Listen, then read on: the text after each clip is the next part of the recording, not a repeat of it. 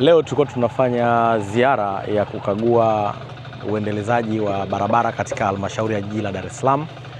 Tumekagua kuangalia barabara ambazo zinatekelezwa na mradi wa DMDP eneo hili la Kivule kuelekea hospitali ambapo hatua za umwagaji wa zege ziko katika hatua za mwisho, lakini pia kuangalia barabara nzima ya Msongola, Kivule, Kitunda kwenda Banana ambayo inaendelea vizuri. Tulichomtaka mkandarasi ni kwamba kuhakikisha mkandarasi anakwenda kwa haraka ili kuweza kumaliza mradi ule kama alivyotoa ahadi ifikapo mwezi wa 4 barabara ile iwe imekamilika. Lakini pia tumepata nafasi ya kuja kuona daraja hili ambalo linajengwa la mita 90, karibia ni sawa na urefu wa uwanja wa mpira wa miguu. Daraja hili ni kama alivyosema injinia, ni zaidi ya bilioni 1 na milioni 500, ambapo serikali kuu ambayo Mheshimiwa Rais ameleta fedha kwa ajili ya ujenzi wa hili daraja, na halmashauri yetu ya jiji la Dar es Salaam inaongeza zaidi ya milioni 400 na laki 5 kwa ajili ya ujenzi wa daraja hili. Daraja hili linawasaidia sana watu wetu wa kata hizi zaidi ya kata 6 katika maeneo hili, lakini na wenzetu wa wilaya ya Temeke.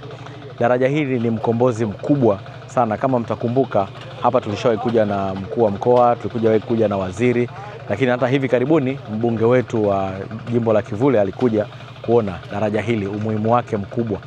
Ukiangalia katika daraja hili watu wengi wanakwenda kuhemea bidhaa zao huku, lakini pia kazini. Lakini ni daraja ambalo linawatoa watu wa maeneo ya Msongola, Kivule ambao wanapita kwenye hili daraja kuelekea barabara ya Temeke. Hivyo ni daraja muhimu sana katika halmashauri yetu ya jiji la Dar es Salaam.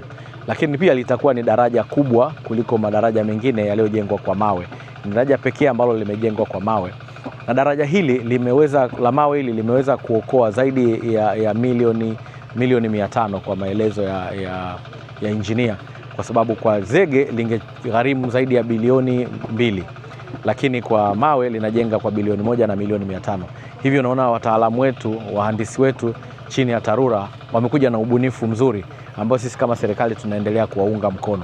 Lakini pia niko na mainjinia hapa, jitihada yao ya kufanya kazi ni kubwa sana. Wito wangu ambao nimeendelea kuambia na kumtaka injinia ni kuhakikisha kwamba barabara hii ni muhimu na daraja hili ni muhimu sana. Hivyo tuhakikishe katika kipindi hiki cha ujenzi, basi tuone namna gani tunaweza kumaintain barabara hii ili iweze kupitika katika kipindi chote cha masika. Lakini pia tuone namna, na nimewahakikishia kwamba tuone namna ya kufanya kazi hapa usiku na mchana ili barabara hii au daraja hili liweze kukamilika kwa wakati kama mkandarasi alivyoahidi kukamilisha.